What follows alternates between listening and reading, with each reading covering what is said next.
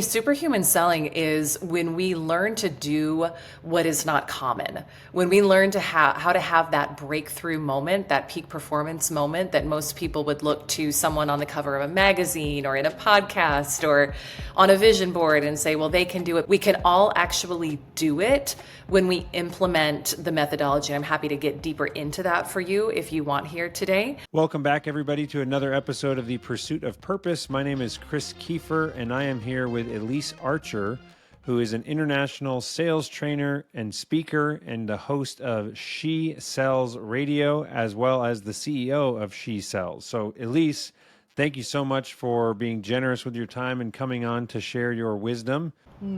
Thank you for having me. I'm excited. I appreciate it. This is going to be fun. Yeah. So we were introduced through a mutual friend, Renee Warren, who is an amazing PR person. And she was like, oh my gosh, you have to talk to Elyse. So I'm excited to talk about this topic that you have branded called Superhuman Selling. So give me just and by the way, I should say that I'm a big fan of, you've been on lots of podcasts. If people want to learn more about Elyse and like how you got to where you are, there's many other episodes that I'll put in the links below. I just want to get straight to the meat and potentially talk about some stuff that is maybe not as commonly heard on other podcasts you've been on. Sure. That's cool with you. Let's do it. I love it. I love it. No, this is good. So, superhuman selling, the topic. Tell us about what that is. Sure. So this is something that was inspired by my own personal challenges and then my own quantum leap. And again, to your point, there's a lot of other content out there that someone could go listen to if they want to find out more about that. But I would say most of us, I don't know if you can relate to this, Chris, but most of us who are leaders, entrepreneurs, sales professionals, we have a big vision for our results in our career, in our money, in our lives, and our impact. And I was someone who for so long had a very big vision, and yet no matter what I did, could not bust through a certain level of income, a certain level of results, and also just a certain level of, I would say, impact and influence in my business.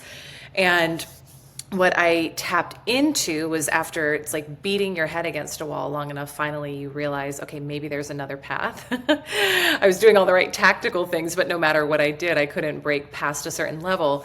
When I uncovered what I now call superhuman selling and the methodology behind it, I was able to go from having been stuck and struggling at the same level for over a decade to, within 6 weeks of implementing this, 10xing my income, going on to dramatically transform the way I sell, change my life for my family, for many, many clients who've been in our community for a long time now. So to me, superhuman selling is when we learn to do what is not common, when we learn to how to have that breakthrough moment, that peak performance moment that most people would look to someone on the cover of a magazine or in a podcast or on a vision board and say, well, they can do it, but I'm never going to have that type of quantum leap.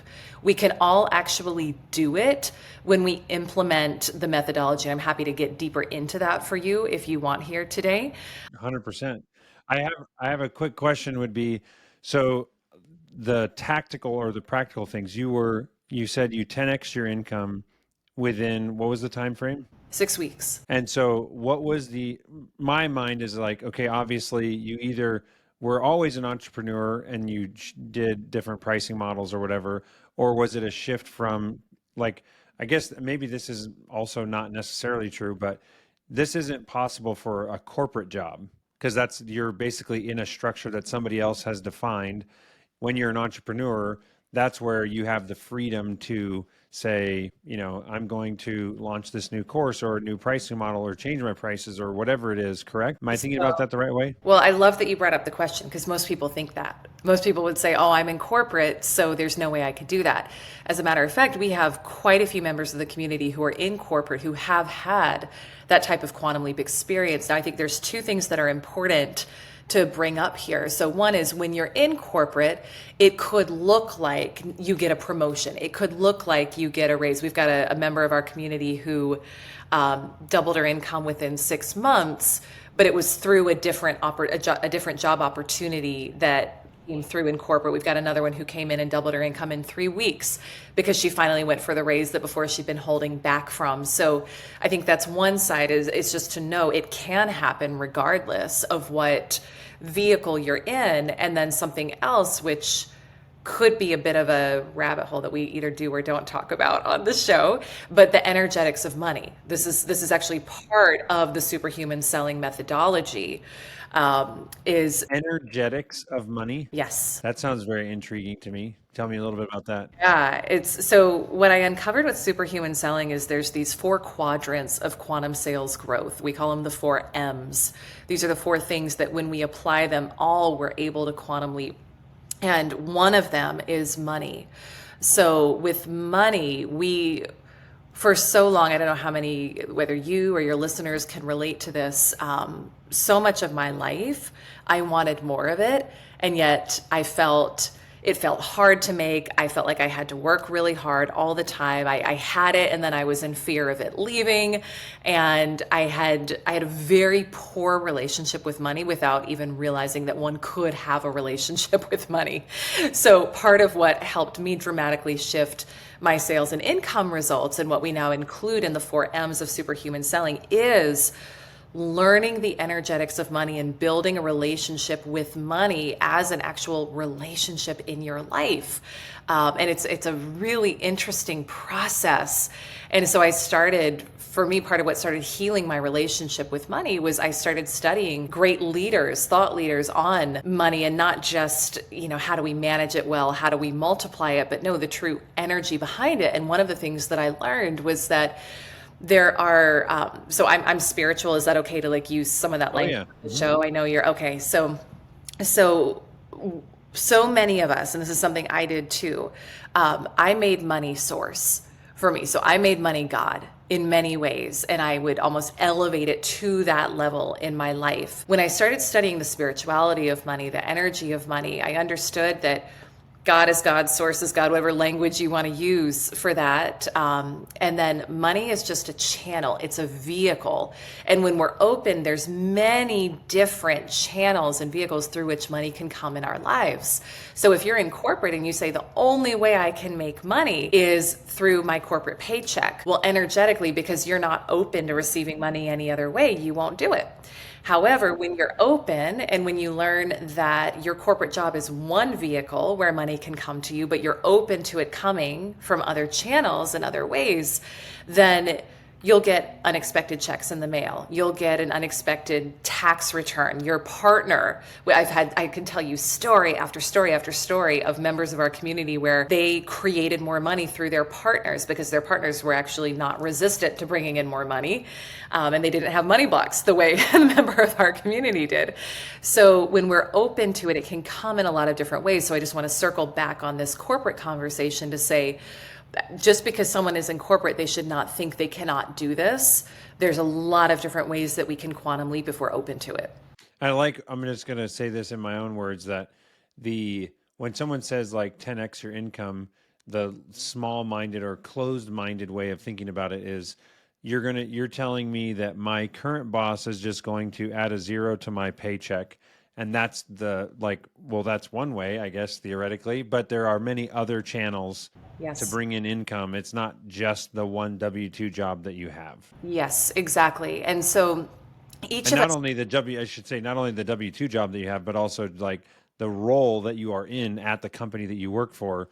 Potentially there's a different role, a raise that you could negotiate for, a totally different angle, that's something that is outside of that job that you potentially could look at as well. Yeah, exactly. And I think where people can get tripped up, Chris, and this is a great conversation, so thanks for letting me go here. We get tripped up on the how. We think when we have a big goal, a big vision, we need to know how. We don't. And this is something I laugh about a bit when I do trainings, is a corporate leader would never want me to come in to teach SMART goals. I used to teach them. I used to do corporate sales training for years and years. I would go in and train SMART goals and what it's realistic, time bound. I think if you're setting a goal that's realistic, it's a waste of time. So Bob Proctor had a great quote where he talked about you shouldn't ask if you're worthy of a goal. Whatever your goal is, you're trading your life for it. So is it worthy of you? So if we're goal setting appropriately, we're going to be going for something we've never done before. We won't know how. We won't know how. But when you understand, so this is another of the 4 M's, the mind. So the power of the subconscious mind, when you understand how that works and when you understand neuroscience and the fact that you don't have to know the how behind what you want, you just have to know what you want. And then when you start creating that very clear picture and falling in love with it and seeing yourself as someone who naturally has it, once your subconscious mind accepts that idea for you, its whole job is to go to work, giving you ideas, actions, steps you could take that will get you there. It's agnostic. It doesn't care what it is that you're focused on. Whatever it is that you're focused on, it's going to bring to you. It's going to help you actually create in your life. So when we learn this and we learn that, man, if I'm worrying all day about whether I'm going to hit my quota, or I'm worrying all day about whether I'm going to do well in this interview, well, guess what? Your subconscious mind is going to give you more things to worry about because that's what you're focused on. So instead, when we can learn that whatever seed we plant is going to grow, and we start to focus instead, forget where you are right now. If you want something different for your life, start painting that picture, start falling in love with it, start emotionalizing it.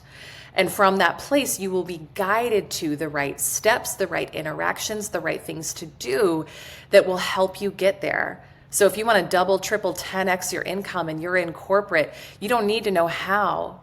You just need to start falling in love with the vision of what you want.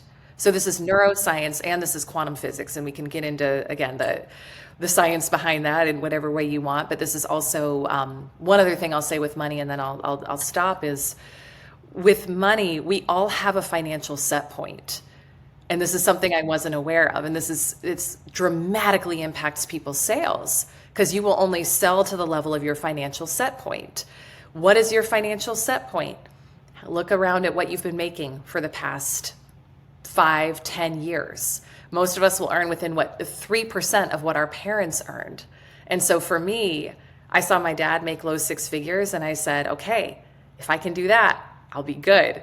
And I got out of school, I went right into corporate, and immediately within about a year, I hit low six figures. And then I stayed there for over a decade. And no matter how hard I worked and how long I worked and how much I struggled, I never earned more than that.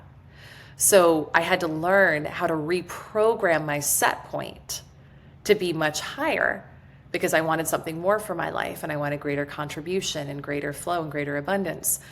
And so we can shift all of this, but it requires a massive deal of awareness of what we're doing. But this all plays in with the superhuman selling methodology.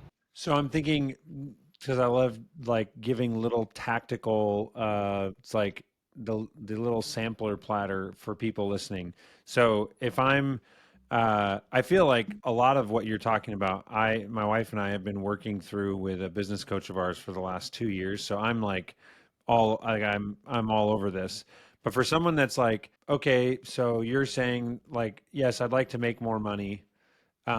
What's a like a what's an action or a what's the word it's slipping my mind, a exercise right now that you can say like, okay, for example, do this, think about this, walk us through like a moving in that direction of thinking. Sure, absolutely.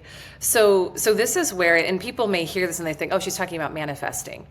Yes, and probably different than you may have thought of previously. So people get manifesting messed up when they think, oh, I want more money. I'm going to put a picture of it on my vision board and I'm going to sit there and just look at it all day. And if I look at it, it'll come. It's not how it works. I mean, maybe you may have something like that happen if you're not resistant to it. It's possible. But in life and with manifesting, you don't get what you want, you get what you are. So if you're listening to this and maybe you're relating to my story, and what I didn't share was when I was stuck and struggling at the same level, I was simultaneously dealing with panic attacks, anxiety, and eating disorder, a lot of personal challenges that I wasn't even talking about on the surface because I had so much shame about them. So maybe some of that is going on for you or whatever it is, and you're like, I want to change. So we have to look at, first of all, what do you want, right? What do you want? But then also, who is the person who has that result? So I do a lot of identity work with my clients because our results will never supersede our identity. So you want to get very, very clear on what it is that you want and start to paint a vivid, detailed description of your life, your business, your career, your financial situation in that way. And I have my clients write these out. We call them power affirmations. And it's literally something you listen to every single day where you're taking yourself to the place where your end result is achieved and listening to it and feeling into it and emotionalizing it, which is a really important part that a lot of people get messed up with shifting results because we think, oh, I've heard I should do affirmations, but I tried them and they didn't work for me. Well, most likely you didn't. There's a number of ways in which we can go wrong with them, but where a lot of people get it messed up is they don't realize you have to emotionalize it. You have to feel like it's already done in order to get that affirmation from your conscious mind into your subconscious. But then from that place, I'll just say one more thing here. I have my clients do something called old personality versus new personality. So we want to look at, for someone who has that end goal, let's say you want to 10x your income. All right. If you want to 10x your income, what are the thoughts, feelings, and behaviors of someone who is doing that? And I want you to write them down and get very aware of what each of those things would be, because those three things comprise your personality. And as Dr. Joe Dispenza says, your personality creates your personal reality. So we want to get very clear on who is the version of you who has that end result created. But then we also have to have awareness of where are we starting. So then we look at current or old personality, we can call it too, and say, what are the current thoughts, feelings, and behaviors that I'm embodying right now that are not going to get me to where I want to go or aren't in alignment with where I want to be with someone who has that end result. And then daily, the work, and it may feel like acting at first, but the work is you have to start showing up as the new version, the person who has that end goal achieved. Now, this may sound like oversimplification. It is work. It's probably my clients who do this and embody it. They're like, I feel like I'm doing gymnastics in my mind all day long, like saying like, man, that's not a thought I would have from the end result. That's not a feeling that I would have from the end result. So you'll start to have to consciously show up as a different person. And then from that place, you'll start to take different actions, which in turn will get you the different result. So I want to say it because I like the way you're describing this. I want to try and say it in my own words. So basically, because I just had an interview last week with someone, a coach, who said that affirmations can actually be detrimental or work in the exact opposite way that they're intended if a person's identity does not line up with that affirmation. So it's very similar language, I think, and you can modify or correct if you would put a different lens on this. But what I took that to mean is if I write out an affirmation of this future life, but I'm saying it, and I think this is very close to how you're saying it. I'm saying it as current day Chris, and I'm just like it's like the difference between hoping, I don't know if that's the right word, hoping that something happens versus knowing that it already did. And just like it's like a different way of being in that. So like the idea of manifestation, which I know, like I understand the way I would say it is just like you said, like I want a Lamborghini. So I'm just going to think about Lamborghinis all the time. And then just, there's going to be one in my driveway just all of a sudden. And the difference would be, if that is the thing, you identify what people that have Lamborghinis, what do they do? Where do they work out? What do they eat? Who do they talk to? What does their day look like? What time do they wake up? What time do they go to bed? And if you start doing more of like as many of the things as you are physically capable of doing now, then you start to change, and then more of the things that you want to do are become available as you evolve and grow. And then eventually you end up as the person that has the capacity or the ability to purchase one or to have one gifted to you or whatever the way that happens. And that's the key, or correct? As opposed to, you can't just think your way there. there is thinking required, but then there has to be a identity change in the process of thinking, correct? Yes. Oh my gosh, this is such a good conversation. I would say yes, with a caveat of my opinion is it depends on the level of resistance that we have to the thing. So for example, most people would think, okay, if I'm going to have a Lamborghini, that's a big thing in my life. Like that's something that not everybody has. That feels like a big deal for me to have in my life. So there, for them to be able to get from I don't have a Lamborghini to I do have one, they're going to have to do a fair amount of work on convincing themselves that that is an option for them. It's going to feel like it might take a long time, or like it could be hard to do the work to get there, etc. And so if you feel like it's going to be hard and take a long time, it will. I'll give you another example of something a lot of people could maybe relate to that they probably don't have a lot of resistance to or wouldn't think would be hard. Candles. I'm just going to give you, we're going to explore this from all angles. We moved into a new home recently, and I didn't pack many candles. I thought I had more to pack than I did. So when we got here, I opened up, I had like one candle, and I was like, I'm in the new home. I would love to have this home like feeling homey, and to me home feels like candles burning, and it's kind of that vibe and that ambiance. So I just thought to myself, I would love to have some more candles for the home, and I made a plan to go buy some more that weekend. The very next day, I start getting boxes of candles showing up at my door, where it's like in the interim, my family members, my clients, family and clients, it was like they all got the memo that Elyse wanted more candles, even though I didn't communicate it to anyone. And they started showing up at my door, and I started laughing because it was an example of, can we just think of something and want it and receive it? Yes.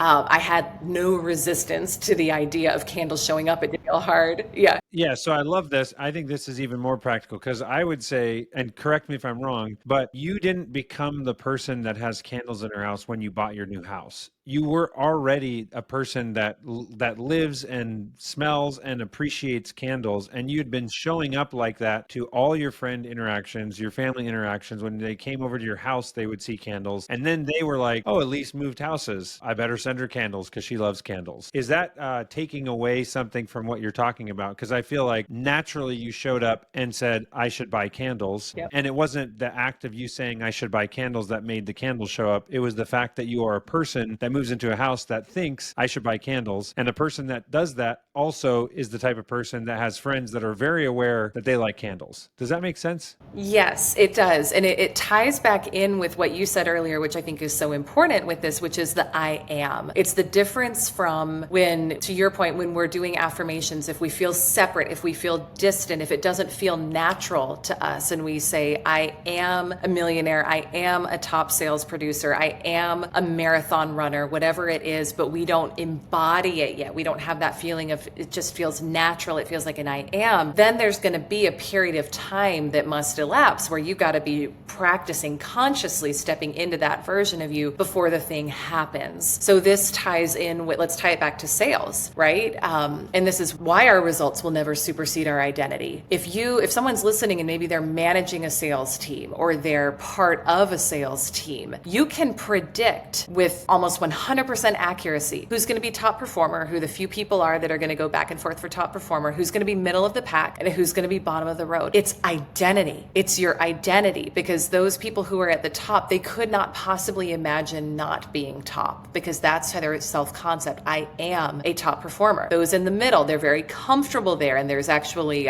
we can speak to this if you want. There can be fear of being at the top and what it means to be more visible and to be a number one performer. And so a lot of times in the middle, and this was me, I was like between the middle and the very top, but I never got to the very top. And I would kind of stay in that like 75, 80, maybe 90% range in terms of performance when I was working with a group of other sales professionals. And so they'll stay there because that feels, it's like, I'm doing good enough. I'm doing better than most people, but I'm not where I really want to be. Well, that's part of their identity. And then people who are performing at the bottom and staying there consistently, that is also their identity. That's their comfort zone. And so, yes, it all ties back with shifting our identity. If we want a different result that's lasting, we have to shift our identity. And someone who, to tie it back with the Lamborghini, is a Lamborghini owner, couldn't possibly imagine not having a Lamborghini. If for some reason that Lamborghini got stolen, they would go out and get another one. They would have another one quickly because that's who they are. It is the I am of who they are. Versus someone who's never owned one, it's going to feel long, distant, hard, etc. So when we learn how to create that identity first in our mind consciously, and we use the science of neuroplasticity to do this, then once you get it feeling like an I am, before your physical results have changed, you will feel like I am a Lamborghini owner. I am a top performer. I am $1 million earner. And from there, we start to have different ideas, different inspired actions to show up, and we end up ultimately manifesting that result. Does that make sense if I'm explaining it? I'm thinking what I'm about to do could be a horrible idea. So, but I have. So it's an actual real thing that's like right now, Natalie and I have been talking about, and within the last literally 2 weeks. So there's a house, let's start with, there's a neighborhood on the other side of Coeur d'Alene. It's called Big Sky Estates. And they have these beautiful 5-acre estates, amazing, just magnificent houses. And there's like, room for like a sport court, and you got a shop that there's all these things that is like, that's the dream for Natalie and I. And we've talked about this to each other, but the reason I want to bring this up is because I'm curious if you can use either tell me, and how I want to use this as like an example for someone, because I have a bunch of emotions around this that I want you to tell me, like, that's good, that's bad, or what you should do here, or whatever. This one house been on the market for like 6 months. It's a $2.4 million house. It's 6,000 square feet. It's got a shop, this beautiful views and everything. And for a family, like the neighbor has like a sport court and a swimming pool. Clearly they have kids. And Natalie and I are like, that's our dream house. Like, that's what we want. But when I say, like, this is the first time that I'm saying this publicly. So there's even awkwardness of like, the people that know Chris, this is what my head's telling me. Chris doesn't he doesn't deserve a $2.4 million house. Both my parents were teachers. We were like middle bottom class for my whole life, and so there's this resistance I'm appreciating for what you're saying, of like all the reasons that that's not possible. Or I would literally feel embarrassed to, like, if we moved and then people were like coming over to our house, there would be I'm just going deep into like, why is there resistance? It'd be like, Chris is the poor manager of money. This was a bad investment. It's only going to be a matter of time before they foreclose on the house and they can't pay. Like, all these things of just like, there is a desire for me to more or less kind of blend in with who we are today, so that I don't make any like noise in our friend community or around town, or people, like, the more that your lifestyle changes, and these are all my stories. This isn't necessarily true, and I'm acknowledging that, but that's just what I'm thinking. The more that you have like a jump in lifestyle, people just start talking about you. And I wonder if it's because when I was growing up, I'm trying to like go down like, where are these thoughts coming from? But when I was growing up, having two parents as teachers who were beautiful, wonderful, loving parents, they were amazing. But I remember when we would be going to someone's house for Thanksgiving or something, and on the way over, we would be talking about, I wonder what Mr. and Mrs. do for work, or, like, so there was just like these grumblings, because we were just, the Kiefer family. And so we're projecting or talking about this like other lifestyle that wasn't for us, because it was these other people, if that makes sense. So anyways, I don't know. What other questions do you have on that? How long do you have? This is a great. I love that you brought this up, because how many listeners can relate, right? How many listeners can relate to what you're sharing? You just gave an awesome example of everything that comes up when we set a next level goal. So I think there's a couple, with the time we have, let me share a couple of highlights and beliefs that you could try on for size to help you. So first of all, you're very aware. So you're more aware than most people. And I say that because in your language, you're like, I'm aware this is probably not true. I'm aware that this is a story I'm telling myself. A lot of people, most people, me, for most of my life, before I understood this, I would accept whatever I thought to be true. And if I had a thought of rich people are greedy, or who am I to live in this house, or who am I to do this or that, I would accept it as true. When you start to understand what we're talking about here today and understand how belief systems are formed, and that the first 7 years of our life, we're wide open. We're under hypnosis. Our brain waves are in theta brainwave state, which is the same brainwave state that we're in when we're being hypnotized. So you are driving and you hear a conversation with your parents about like, oh, I wonder what so-and-so does for work. And maybe not, I don't know, but maybe there's an energy of, oh, they're taking advantage of people, or, oh, they shouldn't be doing that, or, oh, they've got to be greedy, or there's judgment or anything. And again, I'm not saying that, I'm just saying that is the common experience for many people who didn't grow up like that. You take that, your brain takes that as a truth that rich people are greedy, or it's hard to have a house like that, or that's for them but not for me. And then that becomes a program that later on in your adult life, you see this beautiful home that you're like, that's the dream, right? But then there's these thoughts that show up that tell you you can't have it. So what we want to do is we want to start to break it down and start to question the thoughts that are showing up around that. So the first belief that I would encourage you and everyone listening to buy into, because you can choose your own beliefs. Like once we're consciously aware, we can choose whatever belief we want. I believe your desires are green lights. Your desires are green lights. So again, this is going to tie in with my spiritual background. So I'll say what I believe. I believe our desires are the divine expressing through us. And so I would go make a list, and this will help your logical mind. Make a list of all the good that would come from you living in that home, and literally sit there and write it out, because your desires are also always double blessings. So the fact that that house is speaking to, and I'd stop calling it your dream house. I would just start calling it your house, because if you're living in it, is it the dream house or is it just your house? Right? We want to go to the end result already accomplished. So from what's the end goal? The end goal is you and the family are in the house. Okay, it's not the dream house. This is our home. Of course we live here. This is natural, right? But then from that place, what is all the good that's going to come from you being there, right? How are your kids going to grow up? How is it going to be different for your wife? How is it going to be different when, now again, your mind is going to tell you, oh, people are going to come over and judge you. No, now your social circle will shift as you do this too. So this is another limiting belief that we got to work through and get okay with.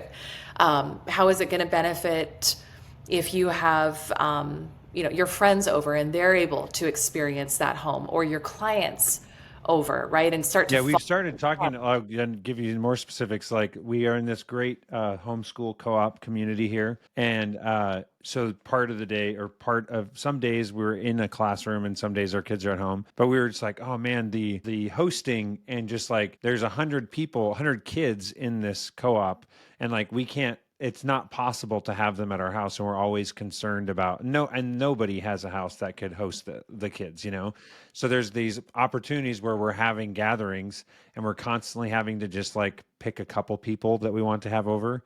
And how awesome it would be to be like, hey, anyone, I don't care, bring whoever you want. The yard's enormous and there's room, So, but that's exactly like what you're saying. I love the idea of putting down, or like, what is the blessing that comes from this desire that you have? And don't assume that the desire is a bad, greedy, materialistic thing, because they're like, I guess it could be if that's the way that you operate, but how could you use this to bless others? I like that. Right. And look, it's, again, let's get into the energy of money for a second. Money is agnostic. It's just a tool. So if you're naturally a greedy, egotistical, arrogant person, like your desires and goals are going to be infused with that energy. I don't get that sense from you at all. So this is where people can hold themselves back. And this is what I see. And this is the work we do with the members of our community, is like everyone who's in our community is good soul. And I think all people are good at our core. I think sometimes we get some stuff twisted, but I do think all people are good at our core. However, the members of our community, they want to give, they want to serve, they have loving hearts, they're generous, and yet they can buy into this limiting belief that if they want more for their life, that there's something inherently wrong with it.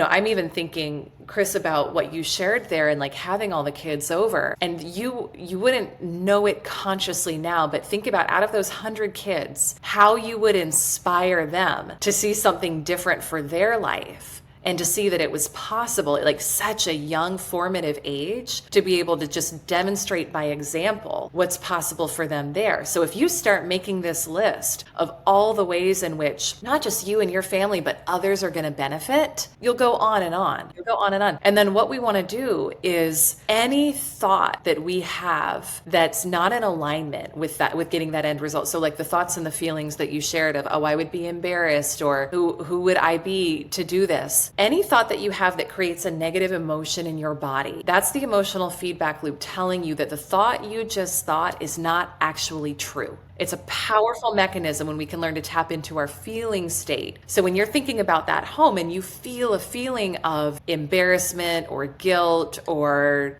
self-judgment, that's your body's way of telling you, I'm thinking something in this moment that's not actually true. So we want to write down the thought, get consciously aware of it, and dismantle it. Why is this not actually true? And this is process. This is the work. And then you'll notice when you think the thought again, because we think the majority of our thoughts on repeat day in and day out again and again. But when you think the thought again, the goal is you want to catch it and be like, oh, that's not I actually. know you. Yeah, we've already talked about you. Yeah. Exactly. I had someone on my podcast. Her name's Diane Wingert, and she gave them a great term. She called them her frequent flyers, the limiting beliefs that show up again. She's like, "Oh, I know you. You're a frequent flyer, but that's not actually. Is that thought going to get you where you want to go? No." So tying, and I'll pause because again, this could be a day-long seminar, but tying it back in with the goal, I would write down. I would get a goal card. Write it down. I am so happy and grateful now that I own this home. And write out the address now that I own blah, blah, blah home. And then you carry that with you day in, day out, and you start to feel as if you own the home, and you start to get a vivid, detailed picture in your mind of what it's going to be like to live there. And then when you're in your current kitchen, you actually see in your mind's eye you're in the new kitchen, and you start to show up differently, and you start to talk differently, and you start to buy into the possibility that it could be yours. Remember, you don't need to know how. There is no logical, reasonable way I should have been able to go from 100K years to 100K months in 6 weeks. That's not logical. That shouldn't, quote unquote, shouldn't have happened according to reason or logic. I bought into it, and I was available for it, and I believed it could actually be possible for me. And from that place, started showing up differently and started having very different results. So this is how we collapse time and space, and we're able to do things that most people would say are not possible in a very short amount of time. Does that make sense? Yeah, it's interesting to observe the resistance, which is why I got into that. Like, oh, it's interesting how where am I subconsciously not allowing this to happen because of whatever. And I would even say, do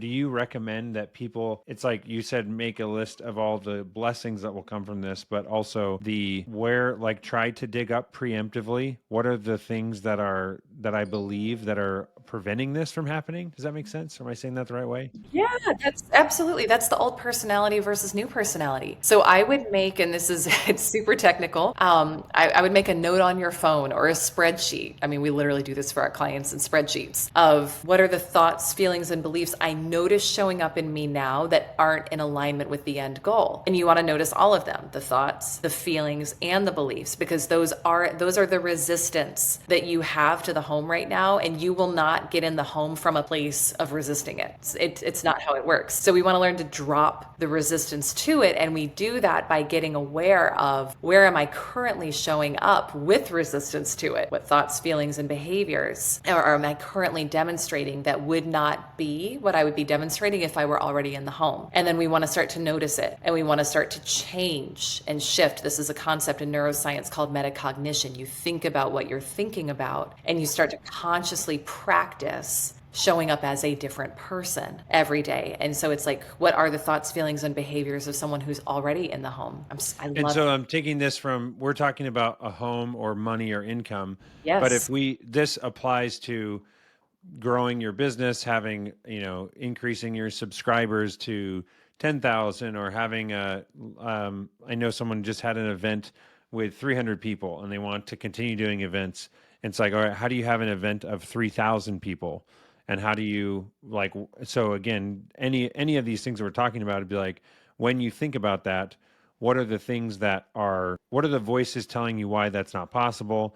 How do you feel about that? And what are the good feelings or the bad feelings, and trying to map those out?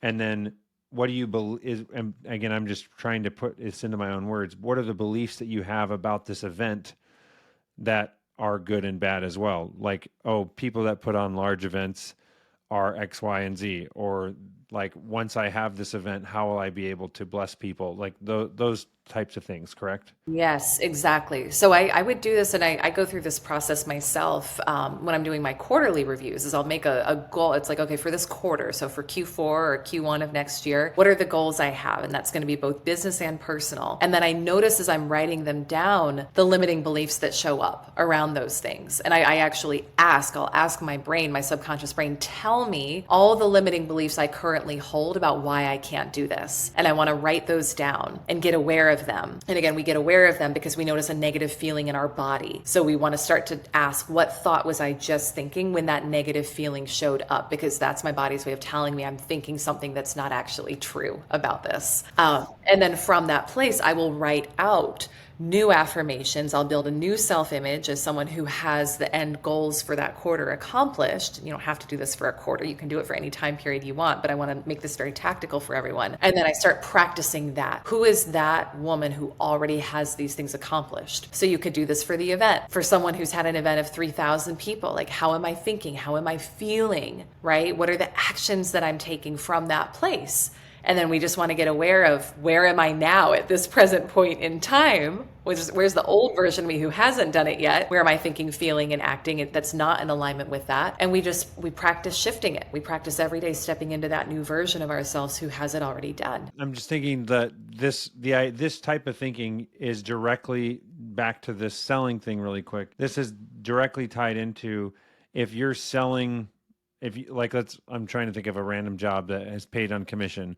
So sales job paid on commission, there are, just like whether it's a house, a car, whatever the event, it's identifying who the person is that that I desire to be, define all the thoughts, feelings, beliefs of that person, and basically live in that space mentally as much as you can. Yes. And then back and bring that back to where you are today. Exactly. Exactly. Yes, that's it. Because we always create twice, right? First in our mind, in our heart, and then in our physical reality. So everything in our physical reality is old news. It's already been done. Most people look around and they assume that that's all they can do because that's what's surrounding them. They assume that whatever the number is that's in the bank account is their truth. They assume that whatever position on the leaderboard they're in their sales company is their truth because it's what they see in their present physical reality. When you understand how we create from a scientific and subconscious standpoint, and you understand that we are always creating twice and that we're always in the process of creating something new. It's just that, again,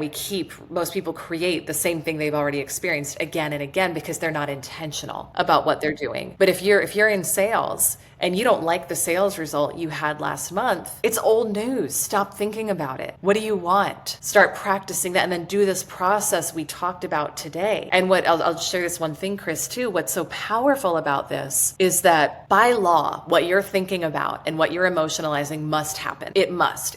So it's not a fluke. It's not you're going to gamble and maybe it'll happen or not. It must happen by law. So it will happen. It's only a matter of time. But the actual gift is because you'll be so busy and so consumed with the process of becoming the version of you who has that end goal accomplished, which is going to be someone who is more confident, loving, generous, present, grateful. You're going to be so consumed with being him or being her. By the time the end result happens and you have the breakthrough sales month or you move into the home, it will feel like the cherry on top because you'll actually be so proud of who you are and so in love with who you are. And you'll be so happy that it will be almost like, oh, wow, that's really cool. That happened too. So it's actually the inner shift in who you are that's the ultimate prize here. There's a part of me that maybe this is also just another limiting belief from how I was raised, but what about, you mentioned, what do you want? Don't worry about how you get it. The part you haven't talked about much is the why. Do you need to have a why? And I feel like there is a reason to have a why, but my thought is that the why is like justifying it to the people in my life. Maybe that's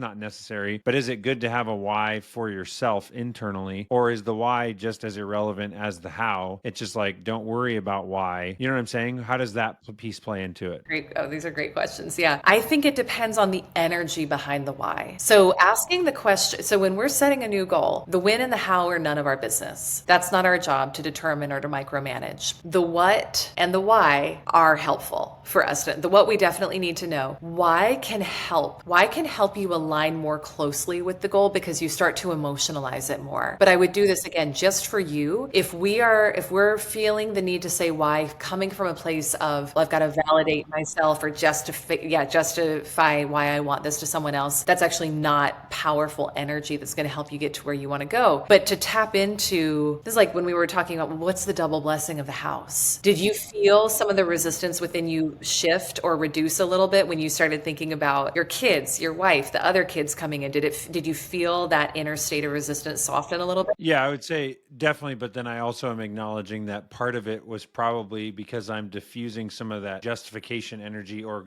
my made up statements of like people, I need to have a reason to tell someone else why we got this, but that's not good. But just trying to distinguish like, yes, it feels more realistic or okay for me to have this house because I have a great why now. But that's probably the bad. I need to address the underlying reason of why I felt like I needed to justify in the first place. Yeah, yeah. And that exactly. So again, you're super aware, and I think this is really helpful for everyone listening because we can all take whatever goal we're working on and apply it. It's like we can all relate to this.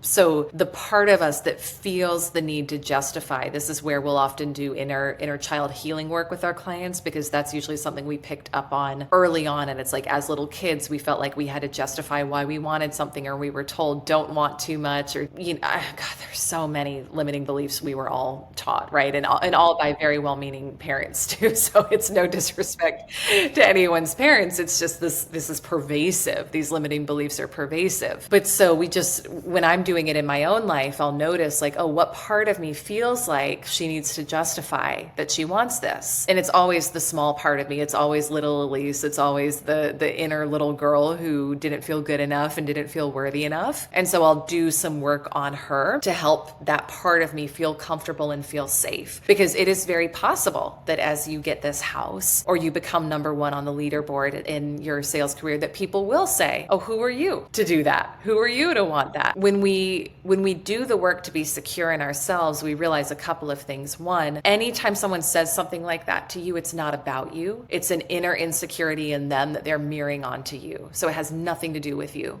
at all. Also, I think we need to be available that our circle will shift as we shift. And so to my belief now is if I don't want to have people in my life who, as I'm elevating and up leveling, are going to try to hold me back or are going to try to say like, who are you to do that? Or you're not, like, that's not an actual friend. Family, we got to deal with a little differently, right? And there's a whole different conversation. But at the end of the day, you're the one who's got to live your life. You got to live in whatever house you're in and day out. It might as well be one you love. That's awesome. So keeping track of time here, we've got a few minutes to wrap up. We're gonna shift abruptly to your book recommendations. Give me 3 book recommendations. Okay, so these are deep books. So Love it. I'm gonna get up early, drink my coffee, study a really powerful book type of girl. So number 1, I would say Dying to Be Me by Anita Moorjani. She actually died and came back, and her story is incredibly powerful. And one of the things she talks about in there is, it's actually a beautiful wrap to our conversation today. The number 1 message was go back and live your life fearlessly. So I read that again and again when I find myself getting caught up in the physical 3D natter stuff that we can get caught up in. So that's one. Second, Becoming Supernatural by Joe Dispenza. Incredible book. Much deeper dive into what we talked about today. Third, and this book we're actually studying with my mastermind right now, Letting Go by Dr. David Hawkins, which is a super powerful book that would actually be great to read to help release those emotions that showed up around the house or around any goal that we have. And I'll give a shout out to Bo Hawkins because he's the one who recommended it to me, and it's been transformational. So those are 3 amazing reads. Awesome. Yeah. And what is your favorite movie? So this is going to feel like completely not anything we were nowhere. talking about today. You're going to be like, who is she? If anyone has watched the movie. My current favorite movie is It's Complicated with Meryl Streep and I think Alec Baldwin. It's a very dysfunctional family, and it's comical. It's a little vulgar. I'll just but it's also really funny. And I don't know. There's something. It takes place in Santa Barbara. I think part of me really wants to live in Santa Barbara. I'm out in cold Maine right now, so that could be part of it. But it's a really funny, not family movie, but it's a funny movie about a family that gets me laughing every time. So I'm a fan of that. Yeah. Well, thank you for sharing that. I am going to add this to the list as well. So, if someone was inspired by any part of this conversation or wants to learn more about what Elyse is all about, what is your preferred method of contact? How would you like them to get in touch with you? Thank you so much. I appreciate it, Chris. Yeah, there's a contact form on our website, ElyseArcher.com. So you can get in there and feel free to send a note. I would say LinkedIn and Instagram are also the two places where I'm play the most. So I'm at Elyse Archer on both. And, let me know you came in from Chris's show, and I'd love to connect. And this is a really, really fun opportunity. So thank you. Yeah, and thank you for playing along. I hopefully the people listening tell me if that was helpful to use very tactical examples. But anyways, it was helpful for me. Hopefully, it was for the rest of you. Thank you again, Elyse, for your generosity in coming on today. And I know we will be in touch. Thanks. Thanks, Chris. Thank you for your attention and listening to this episode of The Pursuit of Purpose. Your feedback and comments mean the world to me. If you liked what you heard, please take a second, leave me a 5-star review on iTunes. If you've got suggestions for future episodes or just want to say hi, shoot me an email at chris@chriskiefer.com. Don't forget, I make it a point to include all the links to the books, movies, and resources mentioned on this episode in the show notes. You can see those directly below in the description or on my website, chriskiefer.com. Thanks so much, guys.